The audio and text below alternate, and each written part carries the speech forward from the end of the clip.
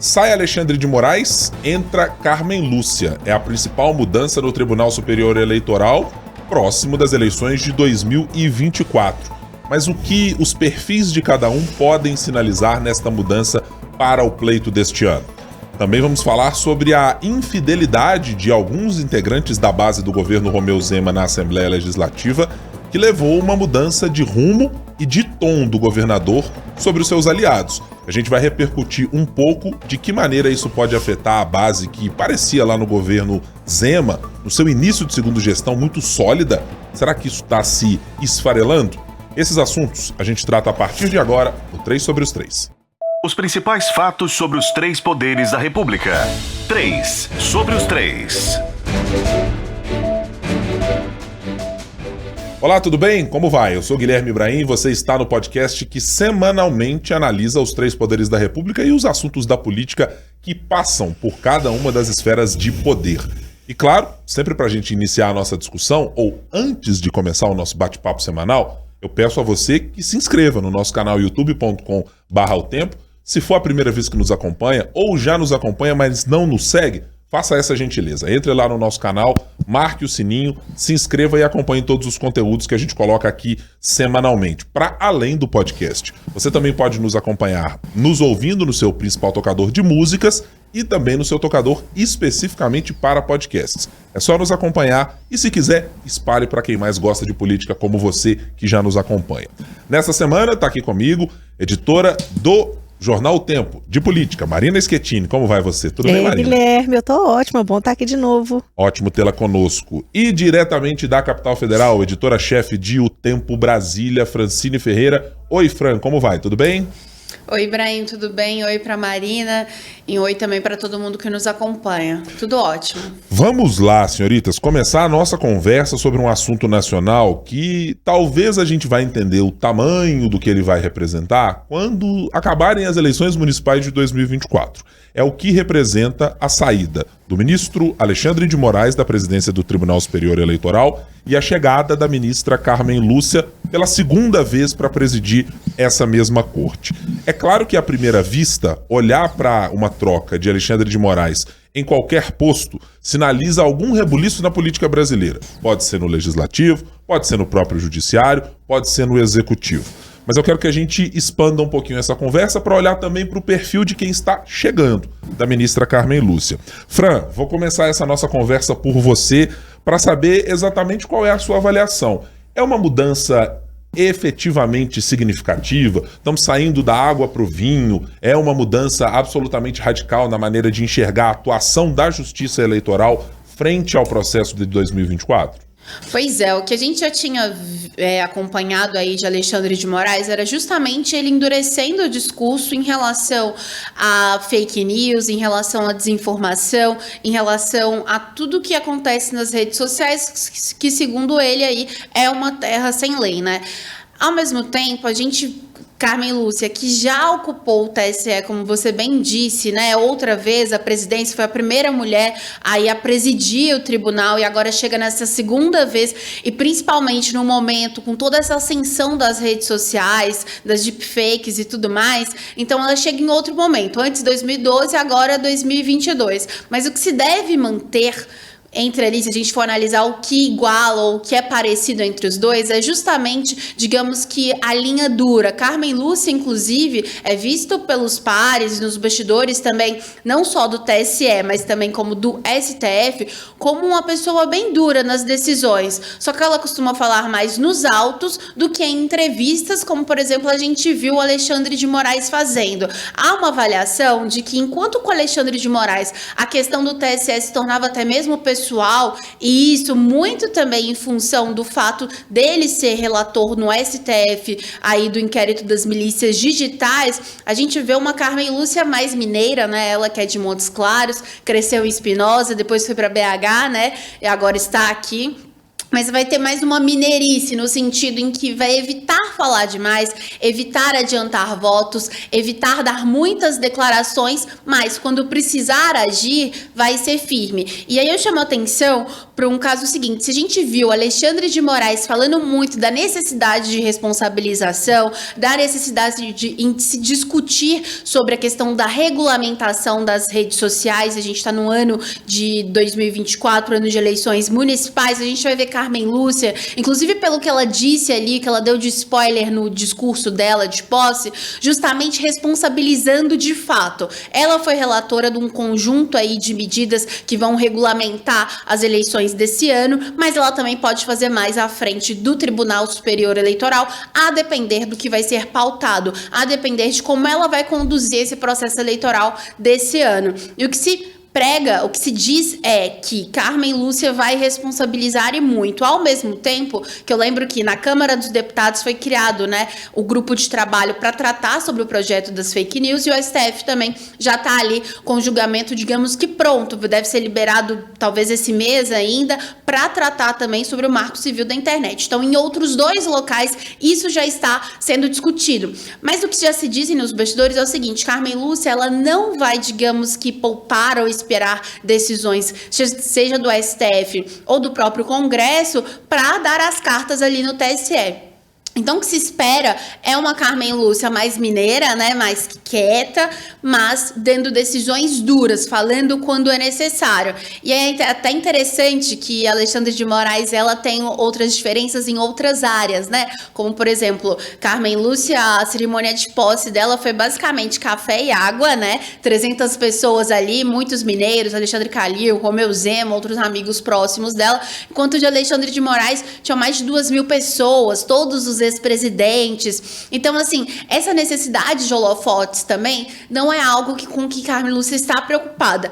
E aí eu acrescento uma outra questão nessa história, se me permitem, que é justamente porque também é um momento em que, pouco antes dela assumir a presidência do TSE, ela, a primeira mulher que assumiu a presidência da corte lá em 2012, 2013, ela agora esse ano enfrenta uma outra questão relacionada à misoginia, porque nas redes sociais o que não faltam agora, se é que se pode chamar de memes ou imagens, ridicularizando ela por diversos fatores, seja em relação à aparência, ao fato de que ela nunca foi casada ou nunca teve filhos, justamente para tentar atacar ela. Então, o que a gente viu que já se fazia nas redes sociais para atacar aí pessoalmente Alexandre de Moraes, está começando isso também, em crescimento, esse ataque à Carmen Lúcia. E claro que isso pode aumentar ou não a depender das decisões dela, mas esse ponto também ela já deixou bem claro para o time dela, para a equipe dela ali do TSE, que é uma coisa que vai fazer parte que ela vai enfrentar. Quando for necessário falar, ela vai falar sobre isso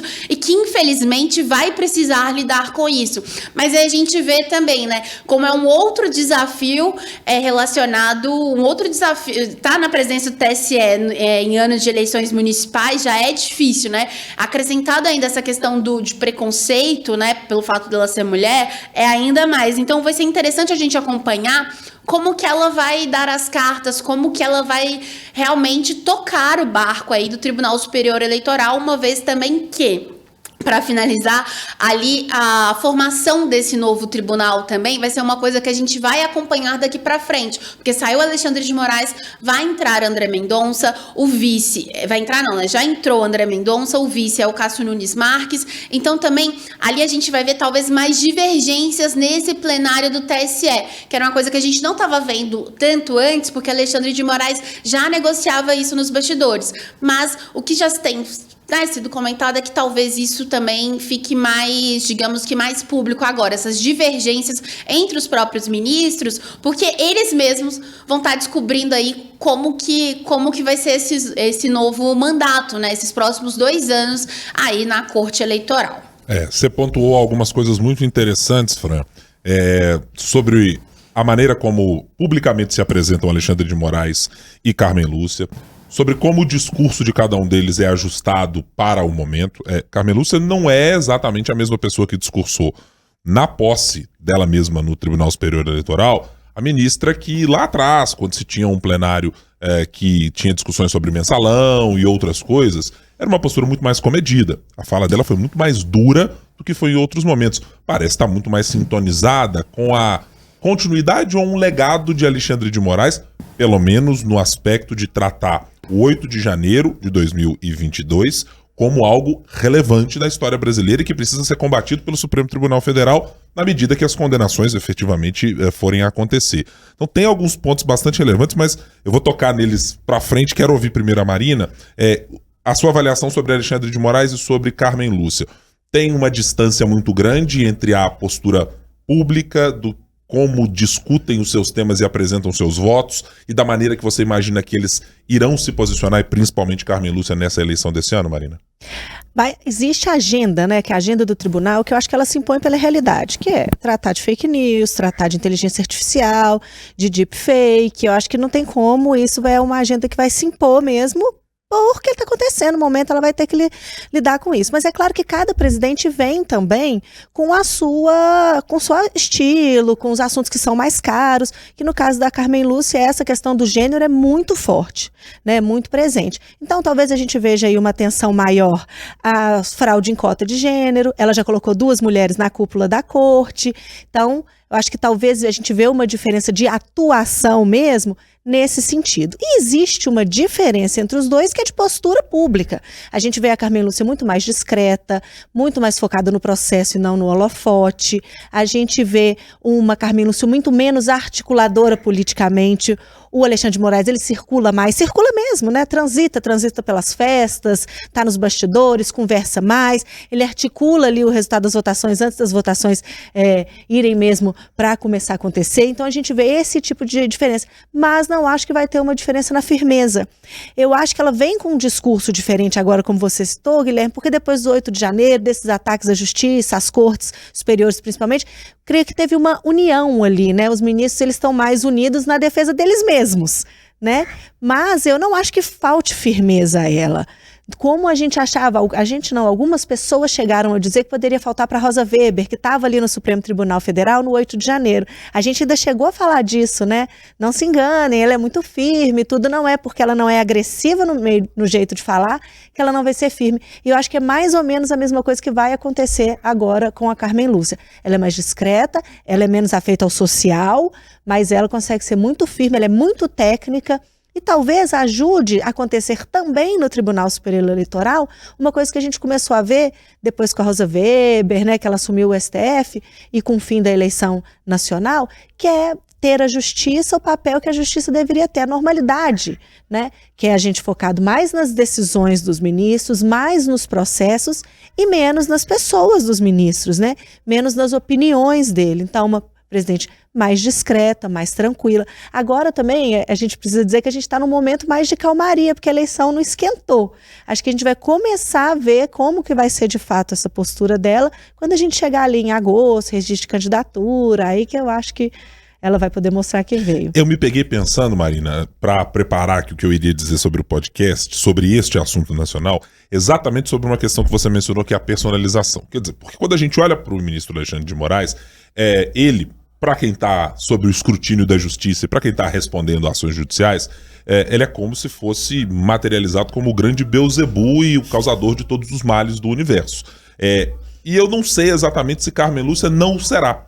Porque no fim das contas faz pouca diferença para quem está do outro lado da trincheira, se é a ministra Carmen Lúcia, se é o ministro Cássio Nunes Marques, se é o ministro André Mendonça, porque isso vai depender muito mais efetivamente da decisão a ser dada e da condução processual que vai ser feita. Então, talvez cause mais surpresa, por exemplo, àqueles mencionados no 8 de janeiro, aquelas pessoas que estão sendo julgadas, se o ministro Cássio Nunes Marques, pela indicação ter sido feita pelo ex-presidente Jair Bolsonaro, ou se o ministro André Mendonça tomem uma decisão de uma condenação mais dura ou coisas dessa natureza. Mas no fim das contas eu acho que eles serão personalizados como o grande mal, porque serão aquelas pessoas que vão participar efetivamente do julgamento. O que eu acho que faz muita diferença nesse caso, e que tanto você quanto a Fran mencionaram, é a percepção da política e da atuação política desses. Não dá para ignorar que o ministro Alexandre de Moraes, talvez juntamente com Gilmar Mendes e com o ministro Flávio Dino, sejam aqueles três que se apresentam na esfera pública com aquele caráter que a gente lembra-se de mais políticos. O ministro Gilmar Mendes já participou da política efetivamente, né? Ocupando o cargo de ministro antes de se tornar ministro do Supremo Tribunal Federal. tanto Flávio Dino quanto Alexandre de Moraes também tiveram nessa mesma posição. Flávio Dino chegou a ter mandato efetivamente como senador, como governador, mas a trajetória pública desses antes é uma trajetória que não é uma fricção com a política, é mãos dadas. É uma relação sempre umbilical para decidir assuntos que vão parar no Supremo Tribunal Federal.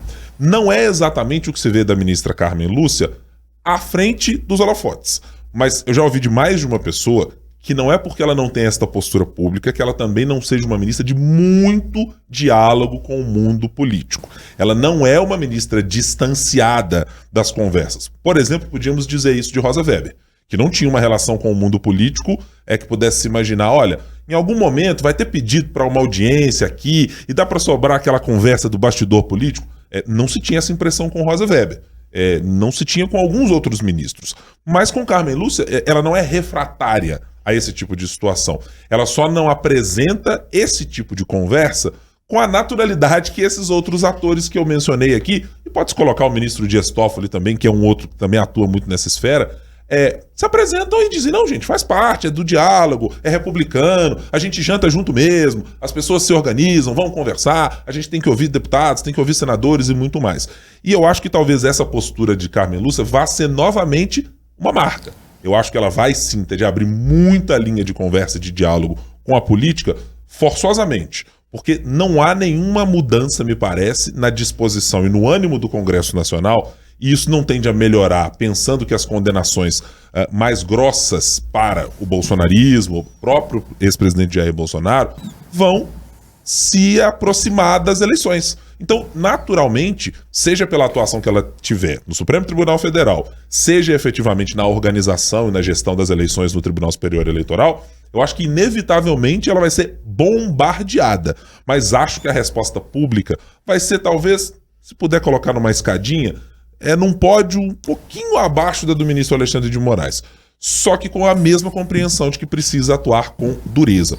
Eu peguei algumas das falas e olhando da maneira como a ministra se manifestou nos seus quase 15 minutos de fala, né, entre agradecimentos e o que efetivamente ela disse, e essa frase que foi muito pensada, inclusive, pelos veículos de comunicação, né, de que o medo não tem assento no Supremo Tribunal Federal, não há salvação para juiz covarde, falando sobre uma remissão de Rui Barbosa.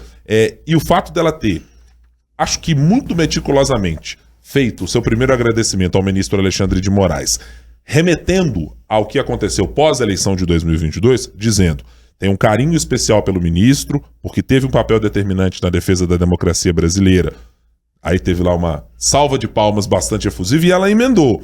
As eleições serão seguras, sérias, transparentes, não deixaremos que empreitadas criminosas atinjam as eleições, precisa ter uma postura firme e rigorosa do ministro Alexandre de Moraes. Eu acho que ela deixou claro que pelo menos o padrão institucional a ser adotado pelo Tribunal Superior Eleitoral não é de mudar o tom para dialogar com quem afronta a democracia, e que isso não vai ter uma possibilidade de se abrir mão dessa conversa, mas que ela efetivamente não vai ser alguém que se apresenta na linha de frente o tempo todo. E acho que é uma postura, inclusive, elogiável se o fizer. A Marina mencionou muito bem, o papel da Justiça e do Supremo Tribunal Federal e das demais cortes é se manter o mais distanciado possível para evitar o máximo de contaminação pelas discussões e debates que acontecem na política. O Legislativo pode discutir coisas sobre o Judiciário, pode eventualmente mudar coisas relativas à tramitação do Código Penal, do Código de Processo Civil e coisas dessa natureza. Mas as interferências muito claras que estão se apresentando para o Supremo Tribunal Federal, de uma maneira muito evidente, de determinado grupo político, vão fazer com que a ministra não vai diminuir, não vai tirar o pé do acelerador para tratar desse tipo de questão. A minha curiosidade reside exatamente em que tipo de marca pessoal, quando vocês duas mencionaram a questão de gênero, ela quererá deixar no tribunal. Porque a da ministra Rosa Weber ficou muito clara. Institucionalmente, ela trabalhou e atuou muito para que a justiça fosse mais permeável às mulheres em várias das instâncias, não apenas no Supremo Tribunal Federal, ou no Superior Tribunal de Justiça, ou no TSE. E eu não sei se a ministra Carmen Lúcia vai ter, inclusive, braços, avizinhando-se uma eleição de 2024, avizinhando-se uma possibilidade de condenações oriundas dos atos de 8 de janeiro, se ela vai ter a possibilidade de imprimir uma marca tão rapidamente assim. Então eu acho que vai ser um assunto para ser tratado lá em 2025, 2026, quando as eleições forem passadas. Mas eu tenho muita curiosidade de saber como publicamente, como a única mulher que resta no Supremo Tribunal Federal, que marca ela vai querer deixar? Olha, eu sou a Carmen Lúcia, e ela não vai dizer, eu sou a mãe de determinados filhos. Não é uma postura clássica que você possa imaginar de um lugar que a gente tem como tradicional para as mulheres. Eu estou curioso para saber como é que ela vai se colocar e se apresentar para a sua própria biografia, para dizer, olha, eu fui a Carmen Lúcia do Supremo Tribunal Federal assim, e a ministra por 2 vezes do Tribunal Superior Eleitoral dessa natureza. E acho que, pelas regras que estão colocadas pelo TSE nesse ano, pela resolução que foi editada ainda nesse ano para regulamentar a tentativa de melhorar a participação feminina, né, imputando, por exemplo, à chapa uma maior responsabilidade, obrigando que os partidos cedam os recursos antes do minuto final das eleições, para não deixar que as mulheres simplesmente recebam o restante do que sobrou do recurso e fiquem avulsas para fazer campanha. Eu acho que talvez ela consiga já apresentar algum número, e espero mais do que tudo, um pouco melhor, para que a gente não tenha dados tão horríveis como temos desde as últimas eleições. Nós não temos nem 12% das prefeituras ocupadas por mulheres no país. É uma proporção abissalmente diferente do que temos a proporção da participação das mulheres em qualquer outra área de atividade econômica. Mas continua na política sendo um reduto masculino, e eu tô curioso para ver se a Carmen Lúcia vai atuar também nessa frente e como vai atuar. Tem muitas outras coisas para lidar nesse primeiro momento. Quero perguntar para vocês agora sobre a nossa segunda pauta do dia. Vamos falar sobre o governo Romeu Zema e as relações, eu já posso dizer, estremecidas, ou eu estou sendo muito ameno ao tratar dessa relação do governo Zema com a sua base aliada, Marina? Porque, pelo que vimos, estamos gravando o nosso podcast nesta quinta-feira, o governo adotou, inclusive, uma retaliação pouco vista tão abertamente em outros momentos, quando a base de Zema não se mostrou tão fiel assim.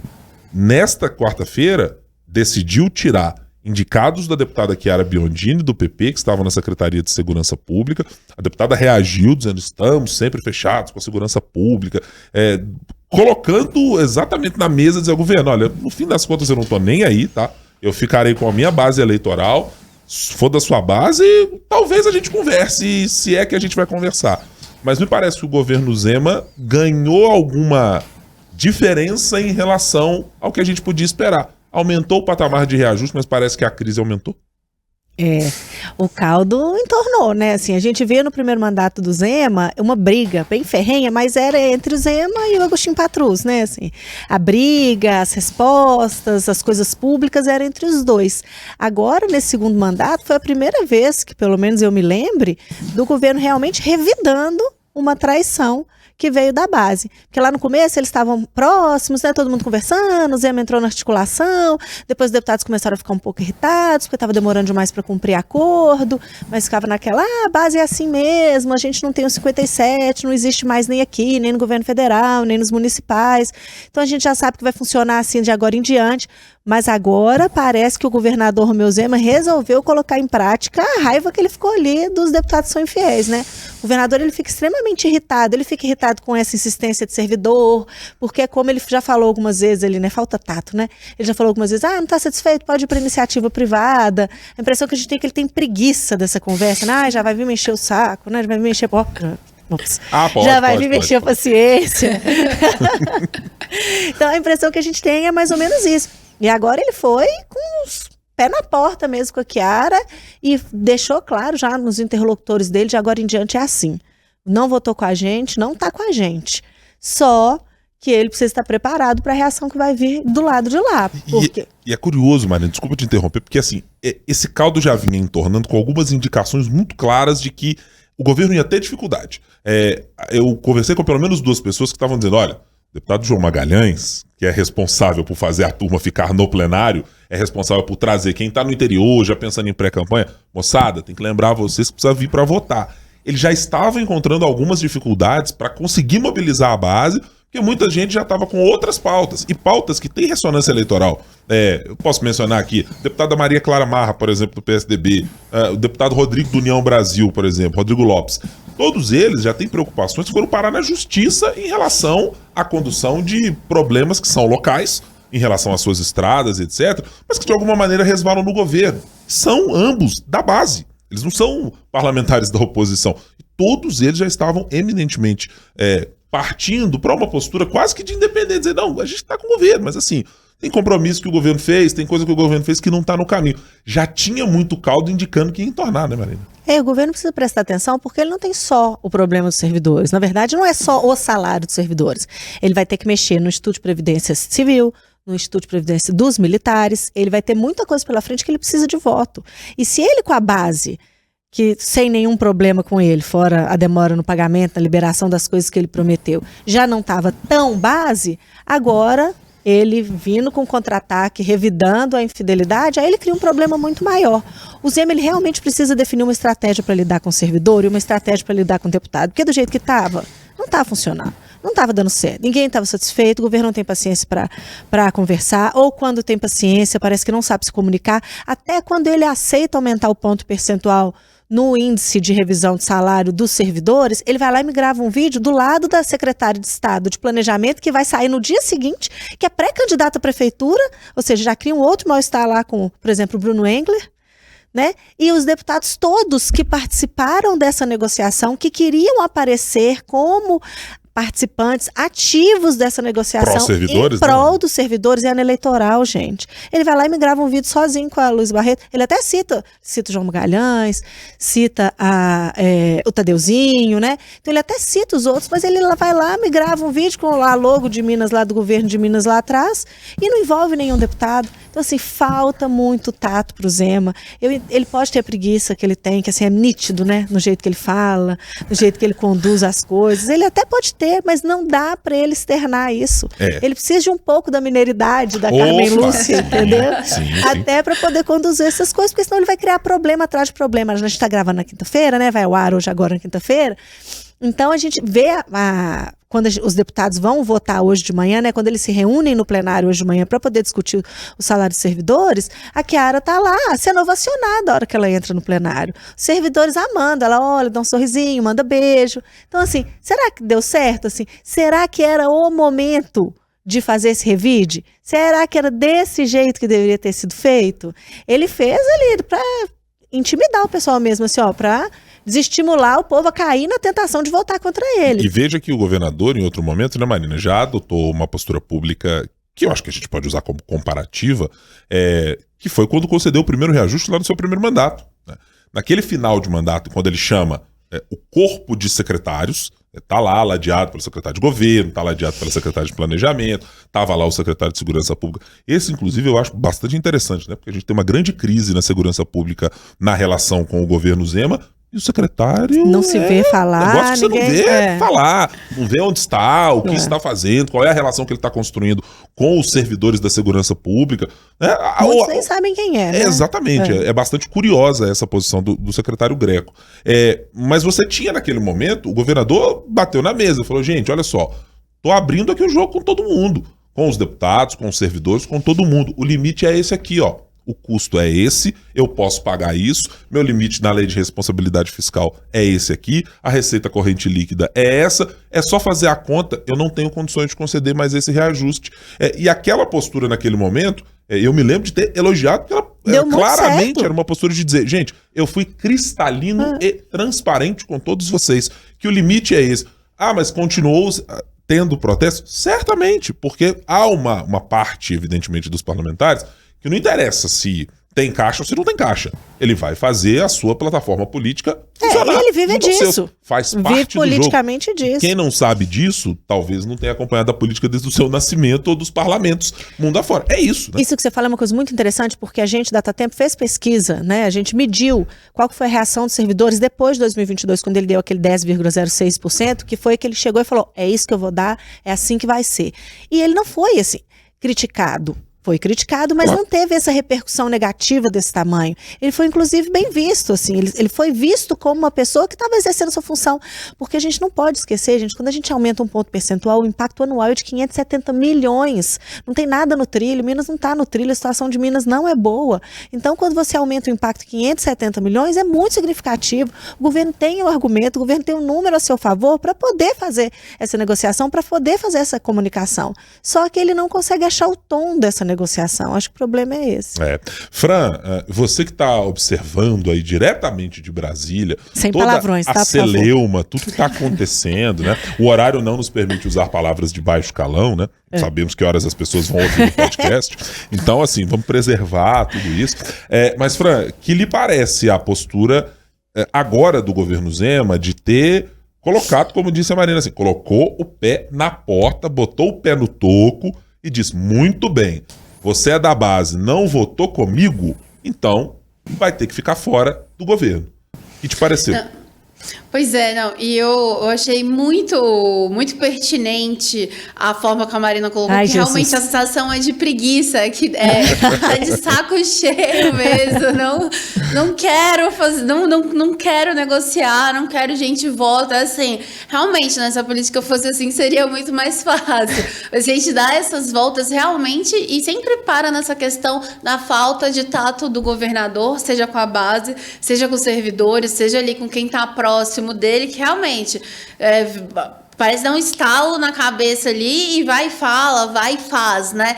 Eu acho assim que, de certa forma, é importante para o Zema estabelecer ali limites com a base do ponto de vista, para não ficar solto, para não parecer muito o que está acontecendo agora aqui com o Lula em Brasília, com o Centrão, né? Que é justamente de que tem acordo, de repente não tem mais, porque o Centrão decidiu que não vai ter. Então é importante, sim, criar esses limites, fazer essas negociações e mostrar, ó, se não vai me apoiar, vai perder em alguma coisa, né? É um jogo de troca. É tanto que hoje no governo federal se comenta que esses ministros que são de partidos que fazem parte do Centrão e que estão sendo infiéis precisam, de certa forma, ser punidos. Então, assim, há uma linha de raciocínio nisso que encaixa, né? Há uma linha de raciocínio nisso que faz muito sentido. Mas, assim, no ano eleitoral, será que esses deputados estaduais, eles vão querer ficar de bem com o governador e perder cargos, ou eles vão querer ali fazer os seus vídeos, as suas falas, ficar, digamos que melhor, bem na fita, para falar uma expressão antiga,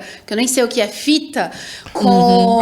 sim, a gente tem certeza que é verdade, esse bilhete. Com a sua base eleitoral. Então, assim, eu acho que é necessário fazer um cálculo político, né? Como a Marina disse, tem outras coisas que precisam ser aprovadas, tem outras coisas que precisam ser discutidas. A gente lembra que também vai ter regime de recuperação fiscal em algum momento, né, gente? Em algum momento isso vai surgir. Sim, pelo menos a gente os imagina, astros né? dizem que em algum momento isso deve surgir, nós não sabemos quando, mas vai precisar dessa conversa com a base. Então, assim, é necessário fazer um cálculo político melhor. Vão ter erros, vão ter acertos, sim, a gente sabe isso. Só que parece realmente assim, que é como se fosse uma atrapalhada ali. Dá um estalo, faz, e depois que vai se ver o que vai ficar de ônus ou não.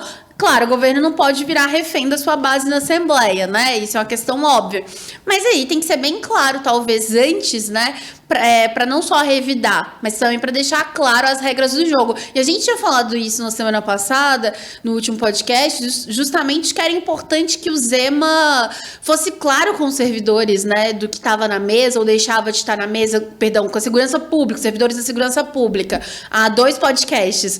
Então, e a gente vê que isso também se repete com a base, né? Então, é um modus operandi, vamos dizer assim, da comunicação do governo Romeu Zema.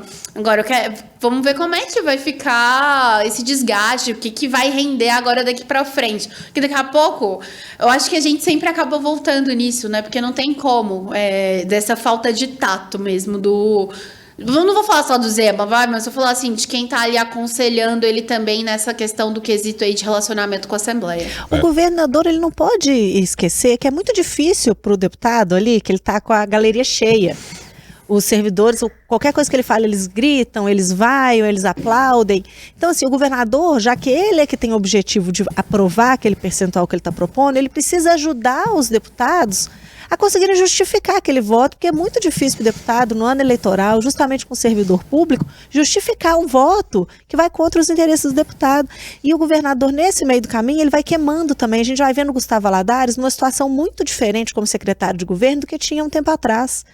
Né? E vai acontecendo com todos. Era assim quando Gustavo Valadares era líder de governo, todo mundo adorava Gustavo Valadares, detestava o Eto. Agora, os deputados muitos já criticando abertamente Gustavo Valadares e com muita firmeza e dizendo que o único que escuta é o João Magalhães. Então, assim, o governo vai queimando as pontes, vai queimando as pessoas que estão ajudando, trabalhando, tentando fazer funcionar. Então, ele precisa tomar cuidado com isso mesmo. Eu acho que tem duas dinâmicas aí que me saltam aos olhos nessa conversa, que a gente olhava muito com a percepção de que isso acontecia no governo federal. E a gente falava muito da relação do Poder Executivo, da União, com a Câmara dos Deputados. Dizendo, o deputado às vezes está muito mais preocupado mesmo em entrar na sala todo mundo com seu celular posicionado e pouco preocupado na discussão objetiva. Olha, tem condições de aumentar? Efetivamente, o recurso está ali, está colocado dessa maneira, e eu acho que esse fator também está colocado na dificuldade de se fazer uma base com o volume de deputados que se coloca, pelo menos numericamente nessa base, com os novos tempos de se fazer política. Porque eu acho que muitos dos parlamentares não estão mesmo preocupados com a necessidade de ocupar espaços dentro do governo. Na hora que ele faz o cálculo político, e eu acho que o peso muitas vezes está colocado ali, ter ou não ter um aliado dentro do governo, se tem um salário ali de 3 mil, 4 mil, 5 mil reais, pode ajudar muito pro projeto político dele, porque ajuda a fazer campanha depois, é um aliado que está ali dentro, ajuda em algum trâmite de coisas que ele precise dentro do governo. Mas eu acho que ganhou quase que a mesma proporção quando ele olha algum comentário negativo na sua rede social porque não apoiou uma proposta X ou Y. E acho que isso eu vou empurrar para os parlamentares. Os parlamentares também não podem ser só sensíveis à manifestação de rede social. Acho que também tem que ter, de alguma maneira, alguma responsabilidade com o que é o Estado de Minas Gerais. Porque depois não dá para o deputado único e exclusivamente dizer que ele não tem participação nenhuma numa quebradeira geral do Estado. Né? A gente ouviu no Congresso da Associação Mineira de Municípios, eu fiquei lá por 2 dias ouvindo a grita de prefeitos, a reclamação de vários deles, com um monte de problemas, inclusive um deles que chegou a ser dito abertamente pelo presidente da Confederação Nacional dos Municípios, Paulo Zilkowski, e depois endossado pelo presidente da AMM, Dr. Marcos Vinícius, ao dizer o seguinte: gente, não adianta depois a turma toda, deputado estadual, deputado federal, todo mundo, sai criando um monte de coisa, cai aqui no município. E eu acho que essa responsabilidade tem que caber também aos deputados estaduais, né? Por mais que eles tenham os seus interesses de classe, de melhorar as condições dos servidores que representam e foram eleitos para tal, também precisa ter um olhar minimamente aceitável e crítico com as contas do Estado. Nós não estamos falando do Minas nos trilhos da propaganda do governo de Minas Gerais, não. A gente que detidamente olha e acompanha os números e que conversa com o secretário de Planejamento, você vê as manifestações claras dele. Gente, nós estamos fazendo esforço mesmo. Encontrar 570 milhões, no caso do governo Zema, para achar uma maneira de conceder 1% a mais de reajuste para os servidores, não é que o Zema também, dá para dizer, o Zema também estava de brincadeira, estava achando super legal fazer isso. Não é não, assim, existe um esforço na Secretaria de Planejamento, existe um esforço de um corpo técnico de pessoas que está lá tentando encontrar mesmo onde pode fazer isso. E essa responsabilidade também tem de ser dividida com os deputados. Não dá única e exclusivamente para dizer, vamos botar uma emenda que vai subir para o número X e dane-se quanto é. Você pode fazer um debate público sobre isso, você pode conversar com a sua base, você pode levar até o secretário esse tipo de manifestação, mas acho também que alguma responsabilidade há que se ter para os parlamentares. Eles não podem simplesmente ser apresentadores de texto e chegar lá assim, botei uma emenda aí, vamos deixar as coisas correrem. E assim, é preciso cobrar alguma responsabilidade também. Porque eu acho que esse é um dos grandes problemas, me parece, dos novos tempos da relação do parlamento, da relação do executivo com o legislativo. As pessoas estão perdendo um pouco do debate, um pouquinho mais qualificado e mais aprofundado, e às vezes dizendo, não, mas vai ser ótimo, eu boto o vídeo na rede social, a galera joga pra cima, tá tudo certo pra mim. Já diria o Haddad lá aquela vez, né? Já que quer executar o orçamento, tem que ter responsabilidade com o orçamento também. Quer aumentar a emenda? Que nós dobramos o percentual em Minas Gerais, né? Já que você dobrou o percentual do orçamento que você tem de emenda para executar, você também tem que ter responsabilidade nesse orçamento. Se não vai dobrar as responsabilidades, pelo menos que elas sejam um pouco mais divididas com o governo também. Alguma né? consciência. Por isso, É por isso que também precisa dessa comunicação melhor, mais clara, né? Para as pessoas entenderem também que não é para o governador também não ficar só como vilão, né? Nisso. Claro. E deixar claro isso, ó, se a gente está cortando aqui, vai dar daqui a alguns anos, a gente está tirando daqui. Deixar claro isso e chamar também a responsabilidade desses deputados, né? Porque é como você disse, Brian, porque é muito legal ali você ficar com o melhor corte na rede social de uma questão que pode realmente quebrar mais ainda, né, o Estado. Então, por isso que eu fico batendo essa tecla repetitiva, sim, eu sou, mas essa comunicação para deixar muito claro o que é A, o que é B, de onde que vai tirar, para onde que vai colocar e o que se aprovar, o que isso pode resultar lá na frente, é preciso uma comunicação bem clara disso, e para isso é necessário não ter preguiça nem ficar também surfando na onda ali dos deputados, né, só revidando, só respondendo. Não, é chamar o deputado e falar aqui, você vai aprovar isso aqui, querido? A questão ali na frente vai ser de outro jeito. Então, ó, a sua emenda vai demorar um pouquinho para ser liberada. Então, assim, sabe? Você fez exatamente o ponto que eu acho que nesse caso, Fran, é o mais evidente a ser feito. É assim, é você sentar com o deputado em alguma medida, e há deputados que, não interessa se você fizer isso, mas certamente tem gente sensata, e tem bastante gente sensata para você sentar e dizer, tá vendo aquilo que você pediu para fazer naquela rodovia, naquele lugar? Sabe quanto custa? Custa 30 milhões de reais. Para eu conseguir isso aqui, naquela rodovia, ou para isso aqui ajudar numa concessão, em algo dessa natureza, eu vou precisar investir isso aqui na sua região. Você prefere que eu faça isso, ou você prefere que eu faça o reajuste dos servidores? Porque eu não consigo fazer as duas coisas. Eu acho que esse diálogo, às vezes, cristalino, inclusive para fora do palácio, né? Para fora da cidade administrativa, quer dizer, mais ou menos, né? Porque agora não estamos exatamente dentro todo mundo na cidade administrativa, mas até esse diálogo precisa ser mais cristalino com os parlamentares para imputar a eles também a obrigação de raciocinar sobre as contas públicas. Não pode ser única e exclusivamente uma atribuição do executivo, porque o executivo é fiscalizado, o executivo tem lá a rodada, e não é uma não. Desde Agostinho Patrus é que foram criados esses seminários que os secretários têm que ir permanentemente na Assembleia para apresentar todos os seus números. A Assembleia fiscaliza. A Assembleia fiscaliza. E será que os deputados estão fazendo o quê nesse período enquanto chega secretário, sai secretário, entra secretário, sai secretário, estão lá apresentando números, eles estão questionando. Também não podem ignorar que essas coisas estão acontecendo. Então, acho que colocar um pouco de moderação para não parecer exatamente isso. Fran, o governador Romeu Zema não é, como eu disse lá no primeiro assunto, ele não é o Beelzebub de todos os problemas da humanidade e dos servidores públicos também, não. A turma que às vezes está defendendo que dê reajuste aí para todo mundo e vamos embora, é isso mesmo que o governo tem caixa. Algumas das discussões, inclusive, tecnicamente não são verdadeiras. A Marina trouxe uma entrevista no ano passado em que falávamos exatamente sobre caixa do governo. O governo não conseguiu explicar que ter uma reserva no caixa do governo não quer dizer que tem dinheiro disponível para sair distribuindo. Não é isso. O governo tem gasto. O governo tem gasto. Ele sabe que vai ter 13º para pagar, vai ter folha de pagamento, tem água, tem luz, tem precatório. Elevador, eu elevador acho que podia ter não gastado tava. Um pouquinho podia mais. ter gastado um Ou pouquinho melhor, mais, né? Não gastar. tem que olhar a rubrica lá se estava colocado. Desculpa, eu não resisti. Mas o governo é isso, gente. Precisa melhorar a qualidade do debate. Mas esse negócio da comunicação é um negócio muito central, né? E que todas as vezes que a gente fala isso, eu fico pensando que eu acho que quando a gente fala comunicação, fica parecendo que é a equipe de comunicação do governo. Não é. O governo tem uma equipe de comunicação sensacional, só que ele precisa começar a ouvir essas pessoas da comunicação e esquecer um pouco o povo do Novo lá, ou tentar sensibilizar um pouco do pessoal do Novo, que não é uma empresa privada. Não está satisfeito com a minha regra, filho? Você está demitido ou pede demissão?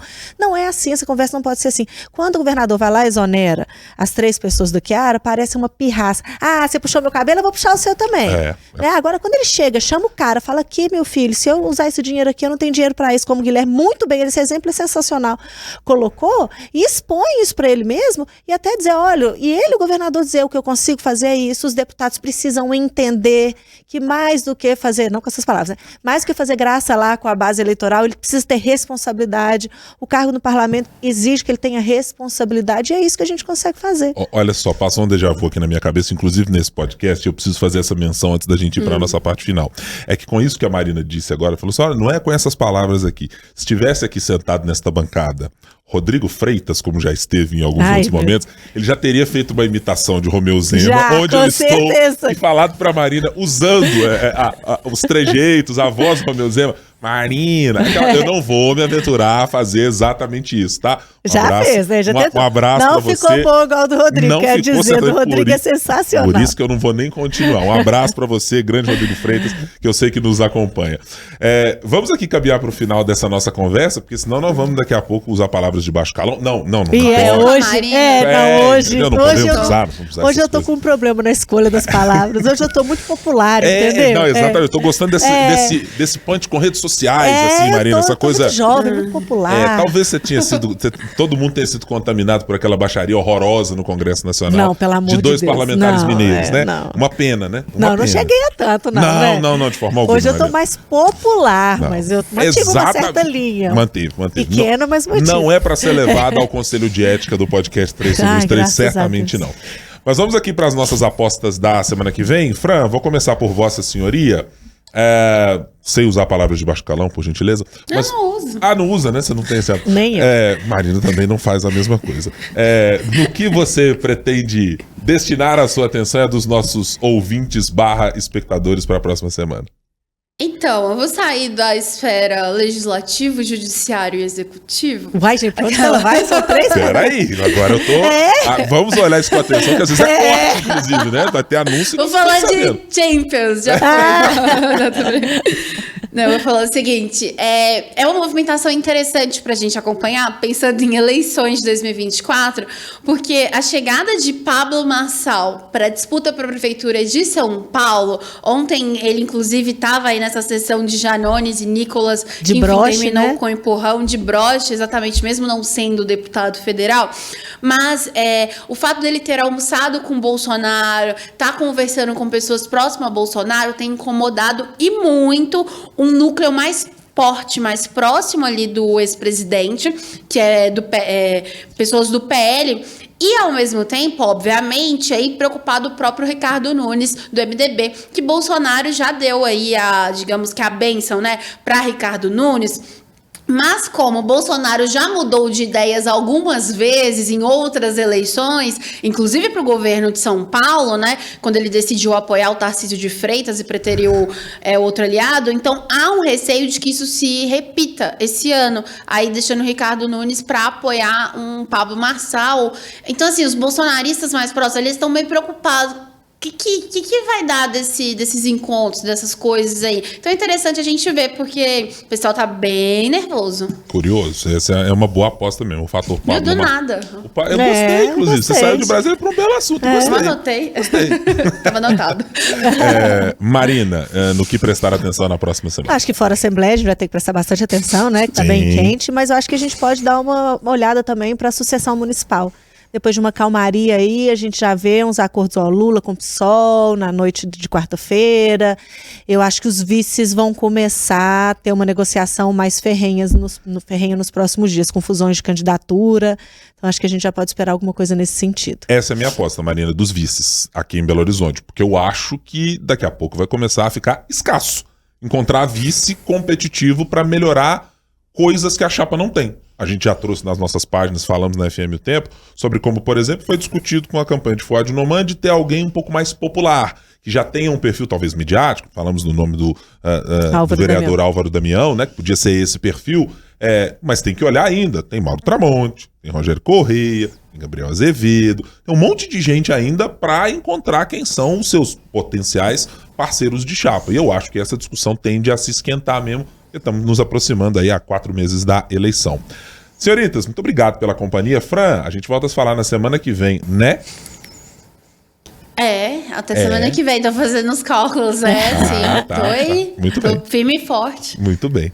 Marina Schettini, olha, sempre tem um senãozinho no final. Essa empresa que a gente trabalha é muito grande, né? A gente tem várias tarefas, vários compromissos. Você não sabe se no dia vai estar disponível, né? Acontece, tem que ver, vamos ver se a empresa vai permitir. Sim. Marina, se a empresa permitir, você estará aqui na próxima quinta-feira. Muito obrigado. E muito obrigado a você que nos acompanhou nessa edição do 3 sobre os 3. Espalhe a palavra, sem ser de baixo calão, por gentileza, tá? e mande para quem gosta de política, para quem acompanha e quer acompanhar o que a gente discute sobre política, as análises que a gente faz sobre os três poderes da República. Muito obrigado pela sua companhia. Tchau, tchau.